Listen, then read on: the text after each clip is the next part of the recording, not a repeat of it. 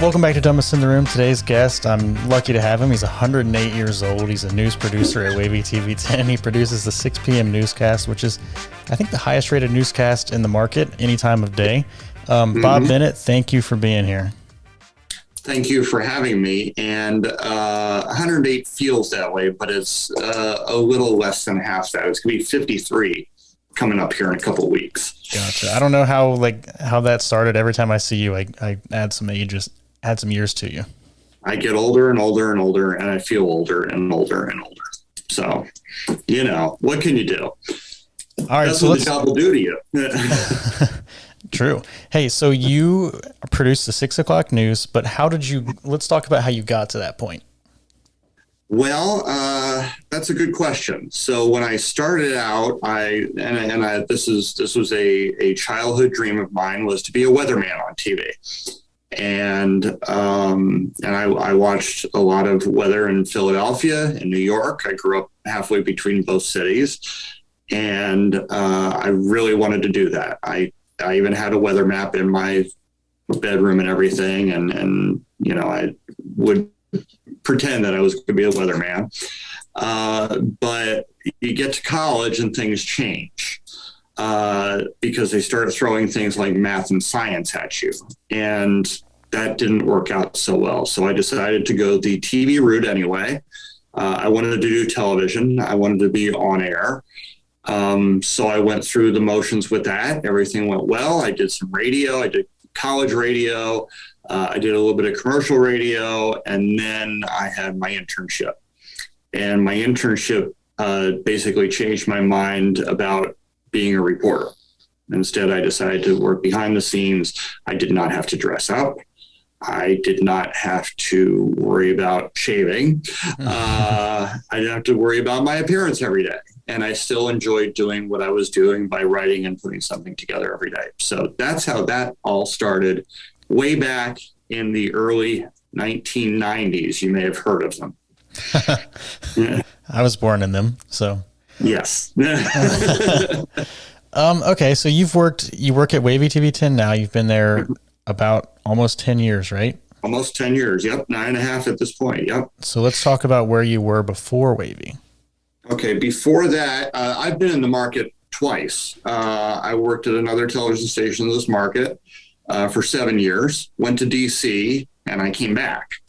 I came back for a number of reasons. First of all, the real estate market kind of sucked, and selling houses were kind of tough. But at the same time, the offer came up for a management position at WAVY, and with WAVY's awesome reputation, as something I could not turn down. So instead of commuting back and forth on weekends like politicians do, I decided to move on back, and in the long run, I made less money, but I saved more money because of not having to drive back and forth. And the rest is history. I mean, this is a station that I love very much. I love the people I work with, and I love the product that we put on. So that's why I'm here longer than any other place I've ever worked in my career.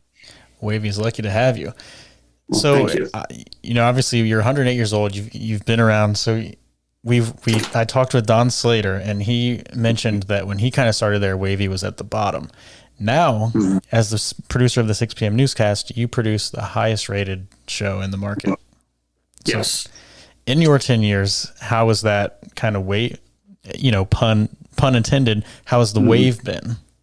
The wave has been steady. It is not something that a surfer would enjoy, that's for sure. We've been very lucky to have some of the most loyal viewers in the nation. They are with us day after day after day. They are here when it's a dull news day, and they are here when it's a big news day. And they are especially here when it's a big weather day. We really do have a loyal viewer base, and that's really what it has taken to keep our ratings where they are. I mean, yeah, there are some nights that, yes, we're the number one newscast in the market in all time slots on all stations in the Hampton Roads market. but there are some days that we are the number one program, which is normally Jeopardy. There are some nights where Jeopardy beats us if you go over the overall numbers, but there are some nights that we beat Jeopardy, and that sure makes a guy feel good because, you know, I like Jeopardy too, and I contribute to their ratings. But at the same time, it's like knowing that we're doing a good service to our viewers, and they keep coming back night after night. That's a lot. It's not only is it an honor, but is an extreme burden of sorts, because they have an expectation, and we have to live up to that expectation every night. And I hope that we meet or exceed that every night. But at the same time, it's not easy.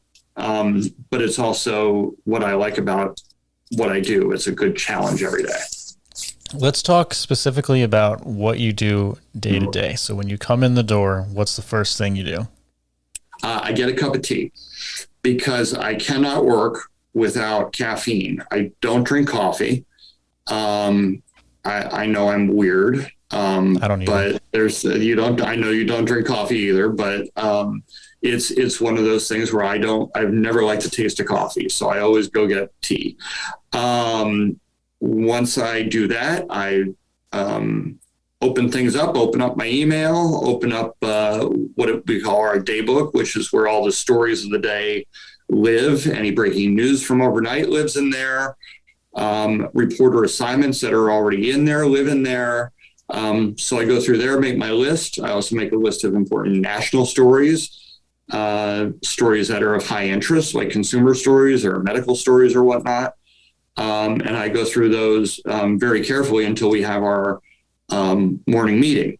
And our morning meeting, which is done on Zoom now, but used to be done in person pre-COVID, we talk about those stories that are already in there. We talk about stories that have been pre-assigned, and we talk about stories that have not yet been assigned that we need to come up with.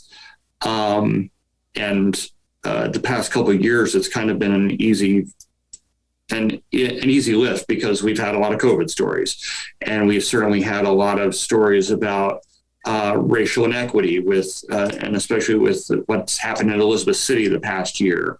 And now we're having another one with the crisis in Ukraine, and not only what's happening there with the tremendous loss of life, but also with how it affects us. And of course, that means that we have a daily gas price story right now. Mm-hmm. So we talk about those stories. We decide which newscast that they're going to go into.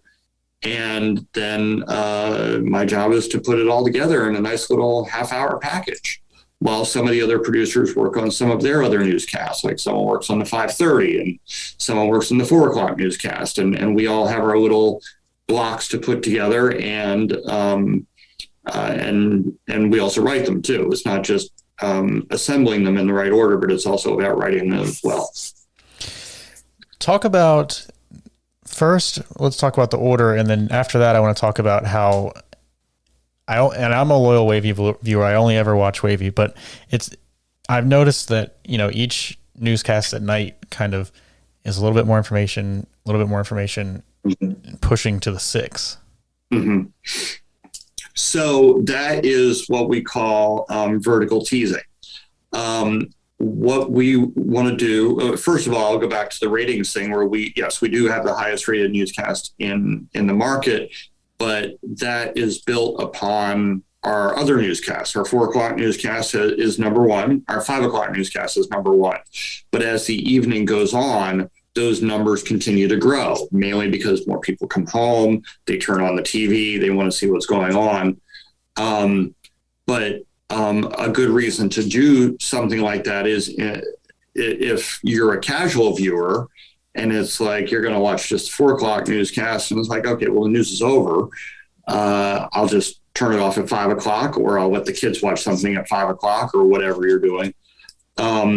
So we try and tease an element so that you come back. Teasing is exactly what it is. We want you to stay tuned to see what's next. And sometimes what's next is coming up in an hour. Sometimes it's coming up after a commercial. But the teasing is, yes, it's all about wanting people to stick around, because we do have more information as the hours go on. But we also want you to just stick around too, because obviously numbers mean revenue. If we get good ratings, we have good advertisers. But the most important thing, as far as my job is concerned, is not worrying about which commercials are running in my newscast. It's about the information that's getting out there. Awesome. Great answer. Okay. So let's talk about the ordering of the stories, and how do you kind of pick this? The old saying is, if it bleeds, it leads, but how true is that? Well, I don't think it's as true as it used to be. It depends on where you work, what television market you're in. If you're someplace in a major market, yes, sometimes that happens. A major market being New York or DC, or Miami is notorious for something like that.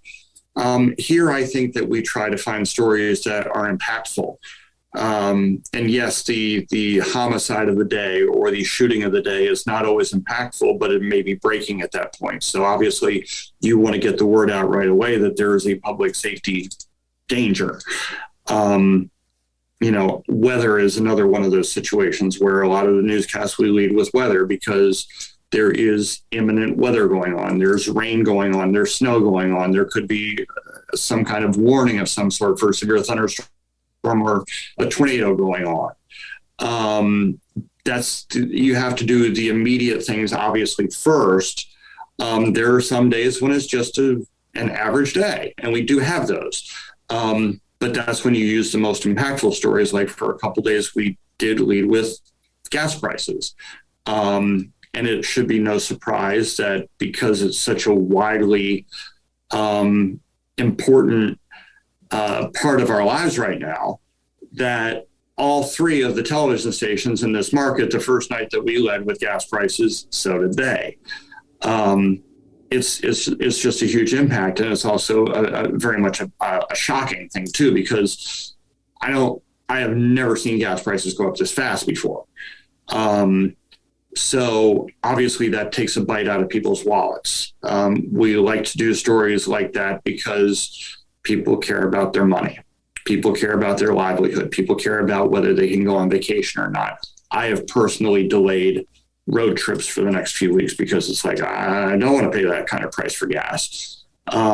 So you look for a good mixture of those stories. And sometimes, yes, unfortunately, we have to lead with stories of crime.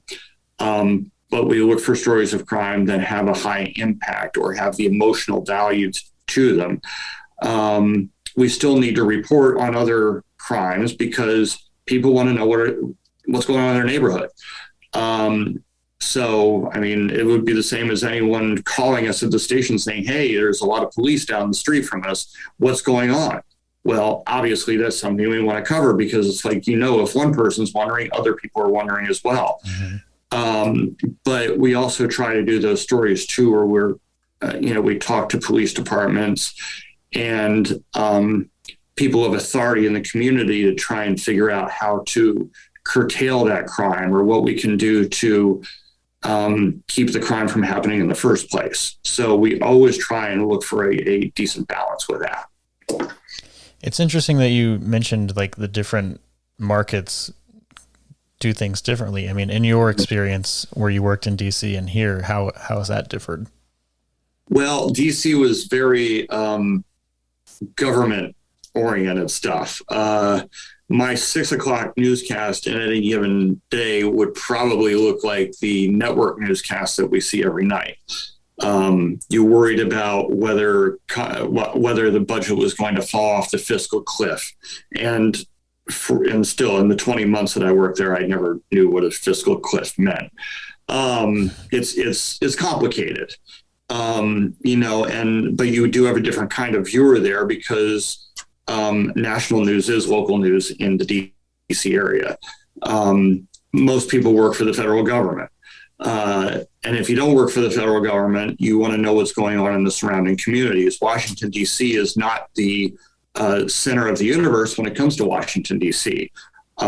Prince George's County, Alexandria, Fairfax County, places like that up in that area. That's where the news is, basically. You do a lot of government news, but you also have to go out there because that's where the people live. Our research showed that probably about 15% of the population watching our news in DC were actually in DC. All the rest were in the suburbs, and that happens a lot around here too. Virginia Beach is our largest city. It's also our largest concentration of where our ratings come from. So you try and focus in those communities, but you also have to refocus then when people start moving. We do more stories in Chesapeake and in Suffolk now because people are moving west. I mean, you can't move any further east than Virginia Beach, unless you're living on a boat. But you have to go west in order to get the news these days. People do not live in the inner cities as much as they do now in what would be called the suburbs. And it's weird to say that in this area because Hampton Roads is a different kind of animal compared to, say, DC or Philadelphia, where you have the city and then you have the outlying areas. There are a lot of outlying areas within the cities, so it's a little bit different here. But you still have to cater to everybody in the community. And what you try and do is find a variety of stories that you want to cover, like a story from Norfolk, a story in Chesapeake, a story in Virginia Beach, a story in Newport News. You try and get out there and be as regional as you possibly can because there is something for everybody out there.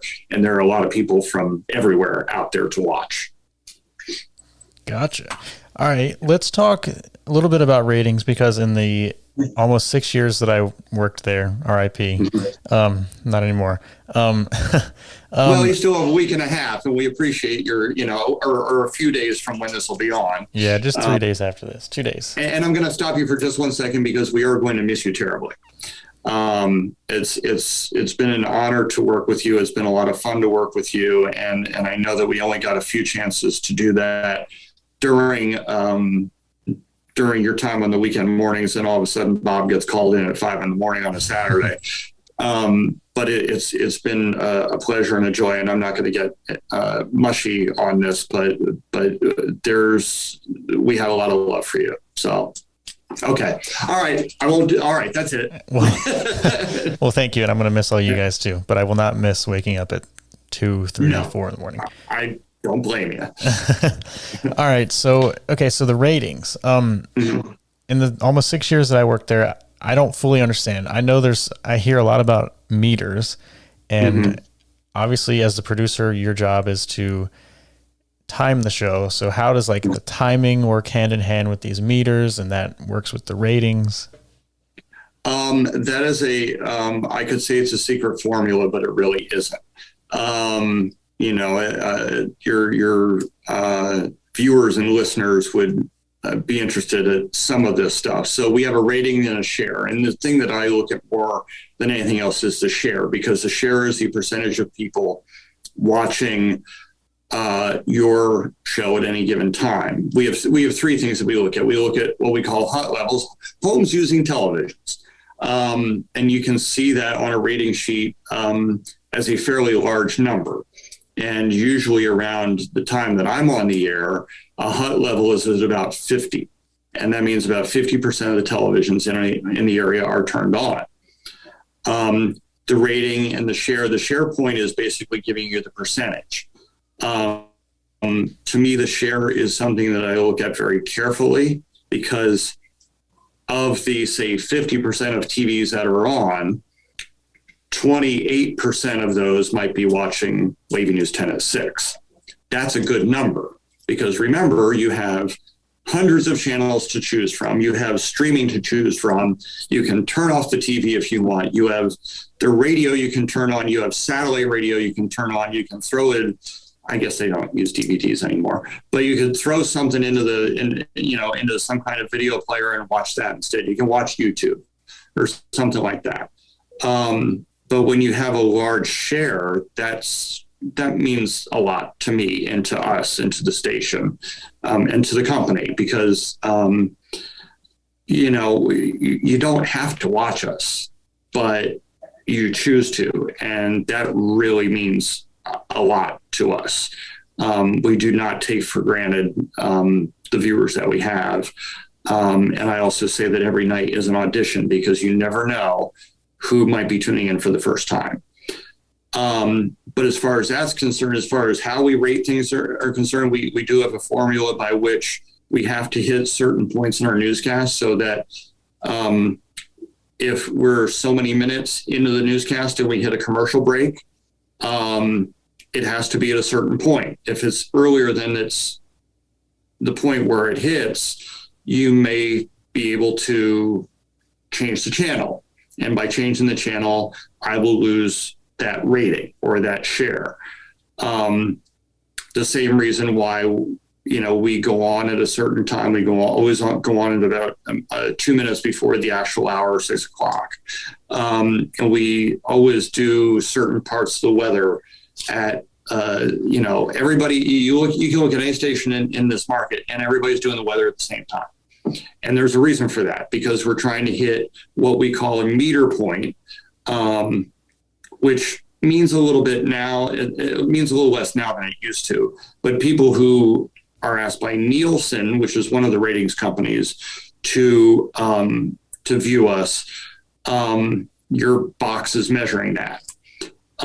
We have another ratings company that we use called ComScore, which actually measures ratings through your cable box or your satellite dish receiver or something like that. The ComScore, the ComScore rating is much more accurate, because there are more people with cable boxes around the area than there are with actual Nielsen boxes. There are about 490 Nielsen boxes in the entire area. Wow. There are a lot more cable boxes around. Yeah. Or a lot more satellite dishes around.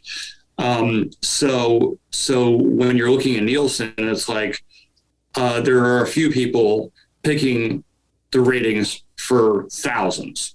Mm-hmm. At one point, and I don't know if this is still the same number, at one point, one ratings point equaled 9,100 viewers. So that meant that one box was determining what 9,000 homes were watching. Wow. And so ComScore is a different story. I don't know what the proportion is on that, but obviously more people have cable boxes and satellite dish receivers. So when you see bigger numbers on ComScore, it's like, I was like that because it's a bigger number, but it's also more of a true representation of who is watching us. And I'm proud to say that there are some nights that we double our competition combined, which is kind of nice. Very happy about that and very appreciative of that as well. That's amazing. Okay, so you mentioned people have the option to do streaming or whatever. How has is streaming changing the game of ratings? Is that counted? Streaming isn't counted as much as it could be. Both Nielsen and ComScore are still trying to figure out how to do that. They're still trying to figure out how to measure YouTube TV, which is technically streaming, but it also offers your local channels and all your networks. But it does take away, obviously. It's one of those things where people can watch the 4 o'clock news, turn it off at 5 o'clock, and throw something on Netflix for a couple hours for the kids to watch while the parents are making dinner or something. That takes away from us. It's tough. And that's why you see the news networks, like you see NBC and you see CNN and them starting up their own streaming services, because they know that people are, as they say, cutting the cord of cable, or removing the satellite dish from their yard. And so they're looking for new ways to do that. Television is here to stay for a while. How long, I don't know. Hopefully for at least the next several years left in my contract, but hopefully for others as well, and hopefully for the sake of our companies. But my opinion is that broadcast companies need to find ways to do streaming platforms, and some of them are working on it. And no doubt within the next year or two, you'll see just about every broadcast company have some kind of streaming platform because they kind of have to. Yeah. I watch Wavy on my NBC app on my Apple TV, but I'm logged into it through my parents' FiOS. So I don't know if it's like counting it through FiOS or... FiOS is counted the same way as Cox Cable is, and Dish, and you know, the other cable outlets, and you know, but that takes time to collect, and we get our ratings from Nielsen get here this next day. From ComScore, they take a couple days because they are collecting from a lot of cable boxes and a lot of satellite dish receivers and a lot of fiber lines from FiOS. So so it takes a couple days for that. But when we do get it, certainly the satisfaction is there because we see that our numbers are doing very well. You know, and it's not to diminish the other stations. The other stations are very good as well. They put on good content. And that's what keeps us competitive too. You always have to be running as if there's somebody behind you. You can't just sleep on the fact that you're number one. You always have to keep looking behind you because you never know who's sneaking up. Like streaming, for example, Netflix or something like that. It's like, if we're losing our news to Netflix, it's like, well, that's a problem. So how do you entice people to come back? And that's why you see promos for our newscasts. And that's why you see promos for things that we did on previous newscasts, to show you that, you know, we're here for you and we're doing the best job that we can to make you happy and keep you informed. Interesting. All right. Let's talk about specifically in the newscast when you're timing it, you know, to keep the show on time. You're pretty good at keeping everything you've written in there. Sometimes you can't. Sometimes Don Slater goes long and then you have to kill stuff. I mean, how do you kind of go into the show and say, okay, this is, you know, whatever, 22 minutes? Mm-hmm. Well, timing the show it's an art, definitely. As you know, from doing shows that are scripted and unscripted, it's tricky. You have to have stories in there that could go away if you needed to.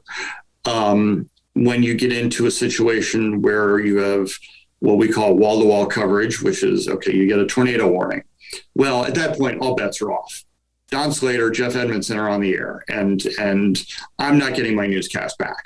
And we understand that. We have an understanding. It's like, you're going to do that, and your tornado warning's till 6:45. I'm going to sit here till 6:45, and we're not going to finish the newscast. That's fine. I get it. I totally get that. If you have breaking news, you have to really determine, especially at 6 o'clock, how important that breaking news is. Because there are some newscasts that are an hour and there are some newscasts that are a half hour. The hour-long newscasts have a little bit more breathing room because there are a lot more stories in there that you can toss out. I try to be very good at teasing very specific stories so that all of the stories in the newscast are not teased. Otherwise, you're basically painting yourself into a corner. And it's like, well, you got to run all these stories now, but how are you going to do that if something happens in the middle of your newscast? So I always try to have a few stories in there that I can throw overboard if I need to. But timing is an art. When I go into my newscast every night, I am exactly on time. I make sure that when you look at we have a little bottom bar on our computer and it says timed okay. And that means I'm okay too. If it says over 30, I'm in trouble. If it says under 30, I hope that Don Slater or Jeff Edmondson want to talk a little bit longer because they might need to fill that time. And believe me, the weather people fill lots of time. Sometimes you don't even know it. I'm not going to tell you the secret about how we time them because then they'll know. Okay. So, where was I going to go with that? Also, I talked to Don Slater ahead of this, and I asked him if there were any trick questions, and he said no. So, because I know that he's been a previous guest. Yes. If you haven't listened to that, go back and listen. Yes.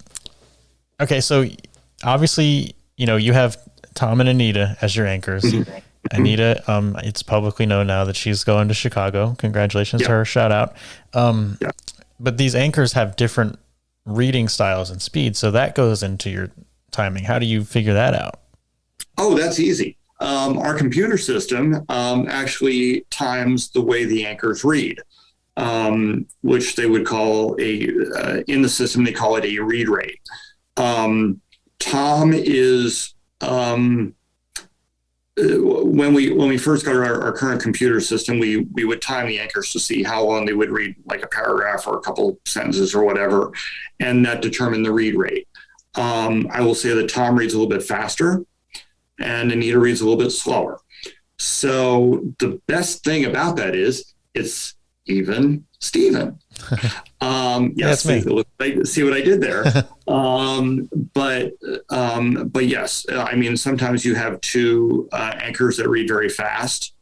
With this computer system that we have now that we just got last year, it evens out much better than our old computer system where if you switched out the anchors' names, the read rates didn't go with them. And that's what happens is we have a little thing, we hit one button on the computer and it pops up Tom's name and it has his read rate in there right away. And if you switch it, you take his out and you pop Anita's name in there and it changes the read rate. And it will also change the little thing up in the corner that has how much time it is. So when you do that, it's like, okay, what kind of words can I take out of here? And it's amazing how sometimes taking a few words out makes all the difference. So yes, so we got to be prepared for everything. You got to be prepared for every scenario. You got to be prepared for if I decide to switch anchors in the middle of the newscast and say you're reading this and you're reading that. Well, at the same time, I'm also editing a script because it's like, well, someone's going to read slower, so I have to take a couple words out to make it work.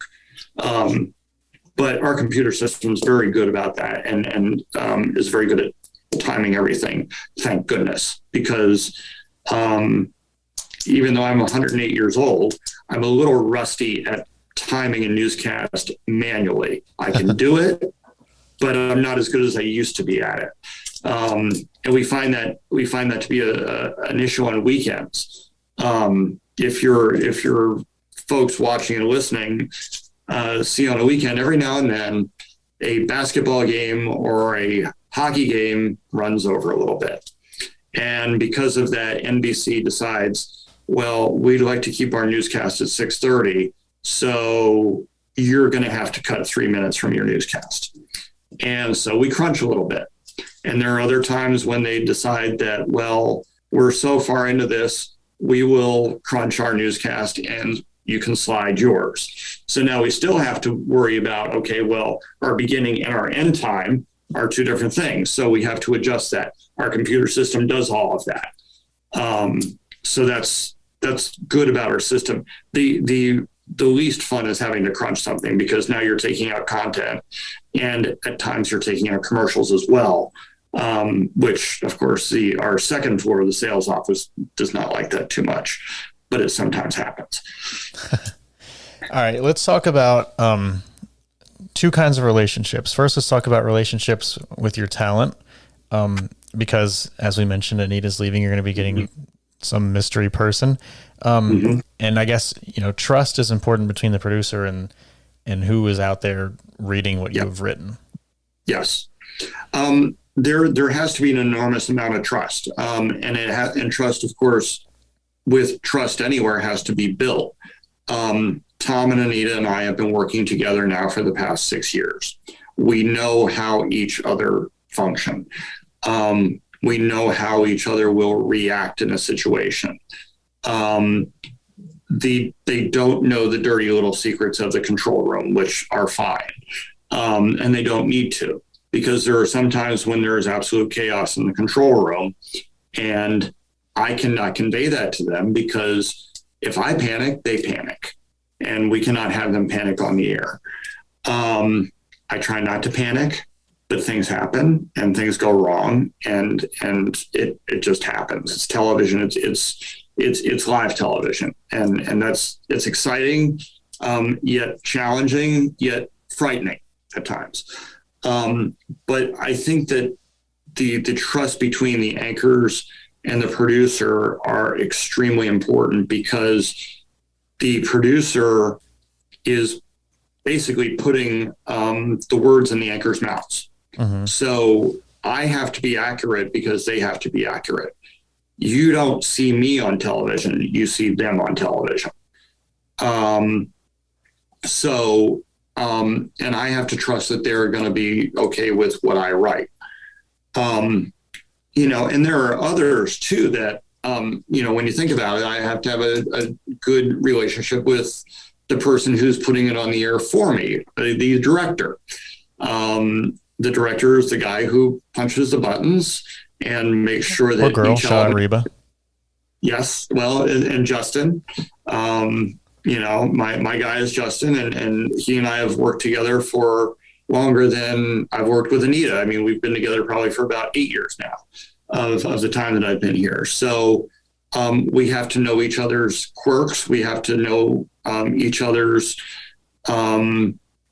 little idiosyncrasies when it comes to putting things on the air. We have a good relationship where Justin sits in the front seat and I sit in the back seat of the car, and I'm the backseat driver. But at the same time, the front seat driver is watching what I'm doing in what we call our rundown, the lineup of our stories. And I don't have to say anything for him to say, I see it. Because we have that kind of working relationship. He can see that something is changing in the show, and I don't have to say anything, and he says, I see it. And I feel assured that everything is going to be fine.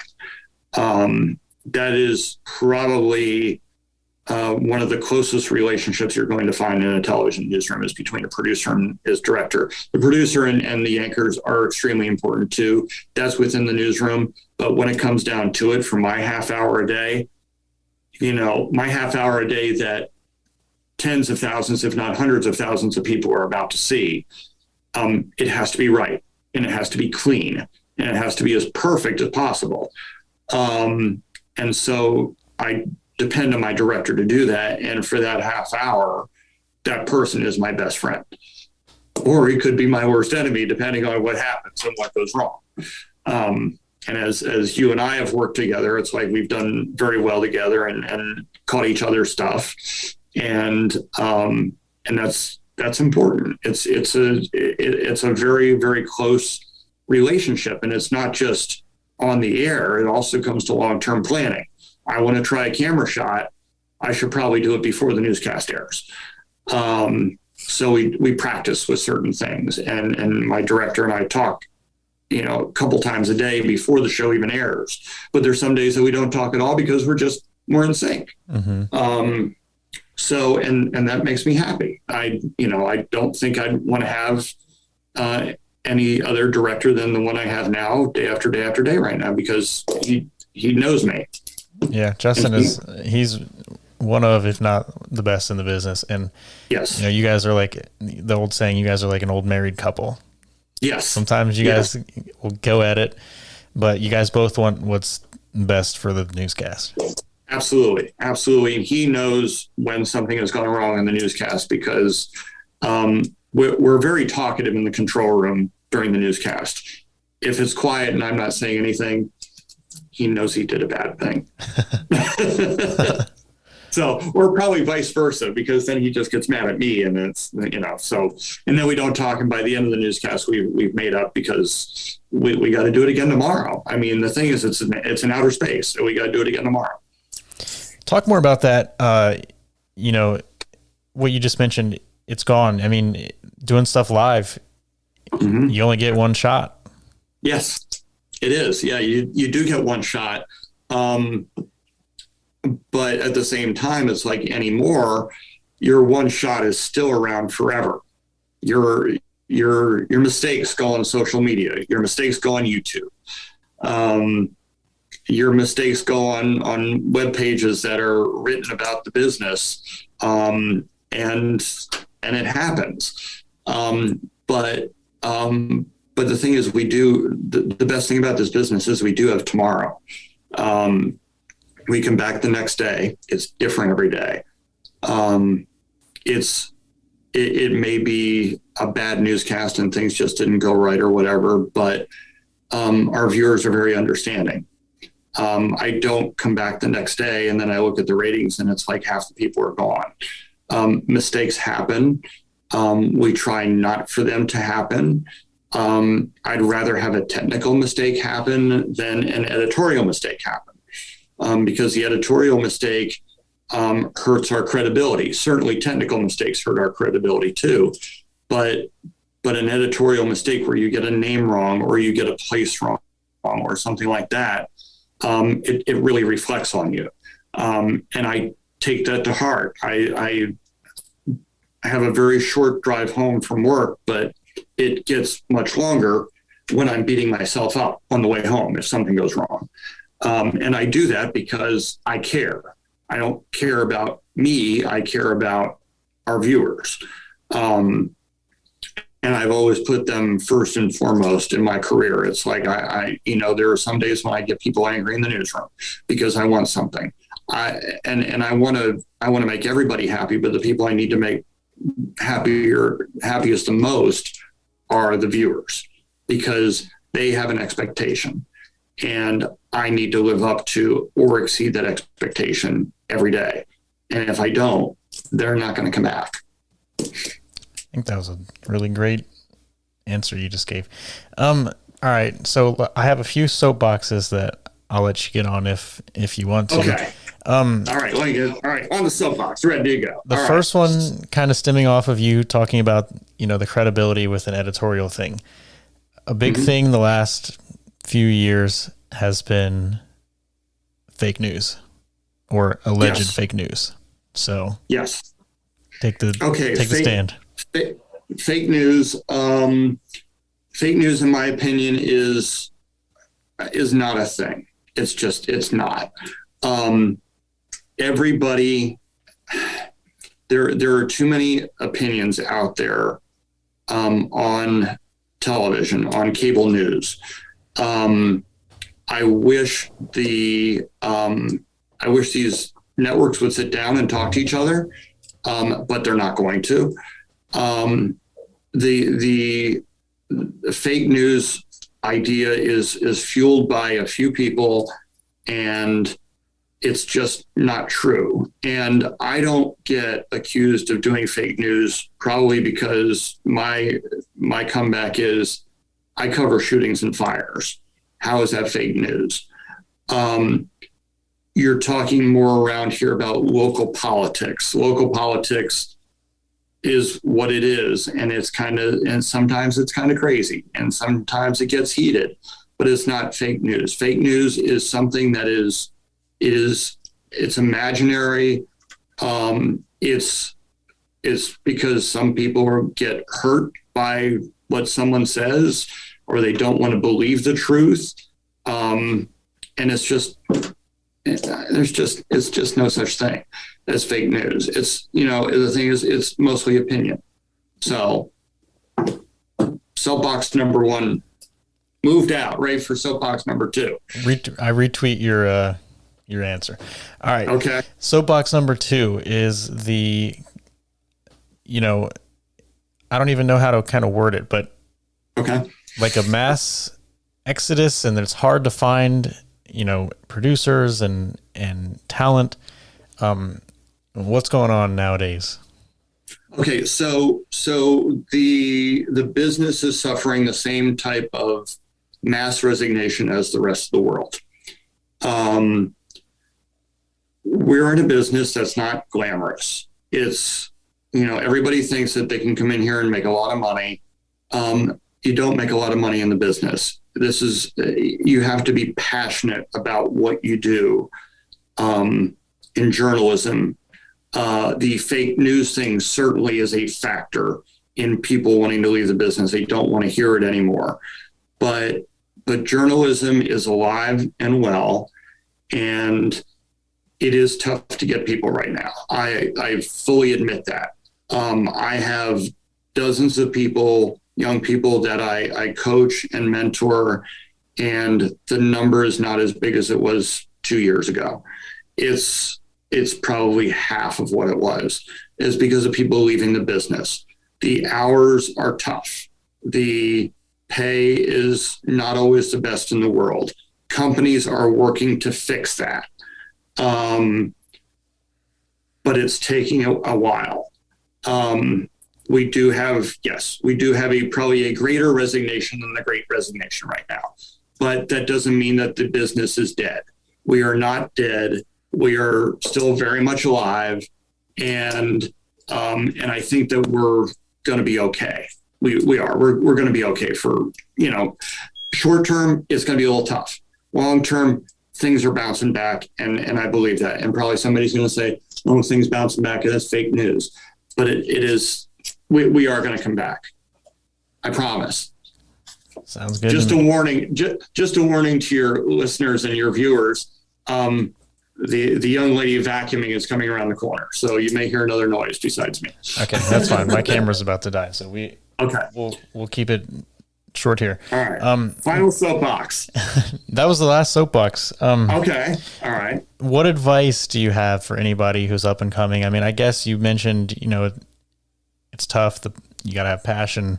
Mm-hmm. I guess that kind of bleeds into advice you might give. You do. It is you do have to, it's not just a business, it's a passion. It is not just a job, it's a passion. It's, I don't want anyone to ever treat this like it's a job. When you start treating it like a job, it means that it's probably time to get out. I have been doing this of my 108 years. I have been doing this for 30 years almost. And I've loved every minute of it, good, bad, or otherwise. I have been through a lot of bad stories. I worked on 9/11. I have worked during the mass shooting here. And those are 2 days that I can tell you every minute of what happened that day. And that's not necessarily a good thing. I have been through great events. We all had a good time covering something in the water a few years ago. I wish it would come back. I understand why it's not for the time being, but we all had a great time doing that. There are good things that happen that we can cover. You can find good things out there to cover. Not everything in the world is bad. And we try to balance that out. There are ways to become advocate journalists.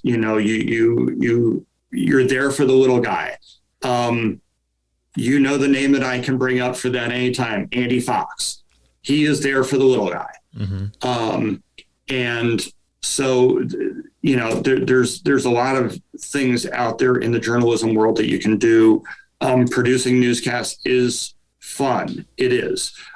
You get to, you have something to show for what you did at the end of the day. A lot of people get to see it. And at the end of the day, it goes in a history book someplace. That's pretty freaking cool. Mm-hmm. And that's the best part to me about being a journalist is it's like, I'm a witness to history. I'm in the front seat every day of history. So it's important that the business stays alive. And I would highly recommend that anybody who wants to get into the business slide into my DMs and I'm happy to talk to you about it. What's your handle? It is WAVY-10 Bob on Twitter. Best way to get a hold of me. So anytime, WAVY-10 Bob on Twitter and also on Instagram. And you'll see lots of nice cat pictures there too. So. Any final thoughts? My final thought is that journalism is not dead. News is not dead. Television is not dead. And even at 108, I'm not dead yet. I'm going to be around a while. I want to see the business survive and thrive. And I want to help anybody who's interested in doing it to look me up because I'm happy to talk to you about it anytime. It is a passion. That and weather. I love weather too, but that's probably another podcast somewhere along the way. So. Well, thank you so much for being on here, and I'm going to miss all you guys. It's been fun. We're going to miss you too. And you know that, we're not far. You're still around. We're still around, and we love you dearly. We will miss you. Thank you. The feeling's mutual. And if I see any typos, I'll be sure to text you. Thanks. That's just what I need. Keep me honest. All right. All right. Thank you, sir. Thanks for joining for season 2 of Dumbest in the Room. I just want to remind you that we're on all listening platforms. I also want to remind you that we're on social media at DumbestITR, on Twitter and Instagram, and on Facebook at Dumbest in the Room. I'd appreciate a follow and a like. Thanks so much.